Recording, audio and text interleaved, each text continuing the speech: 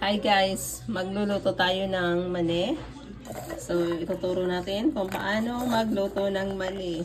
Lalagayin lang naman. Pero number 1, dapat kailangan hugasan ng husto yung mani. Ayan, dahil sa mga Gen Z, di marunong magluto ng mani. O, hinuhugasan mo na yun, huwag mong idiretang ilaga. After ito, mahugasan, lalagyan ng asin. Ayan. Iodized salt. Para may konting lasa.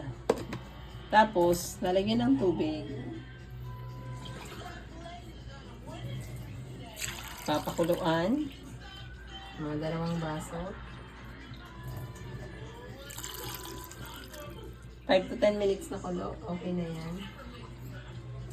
Ayan. 5 to 10 minutes.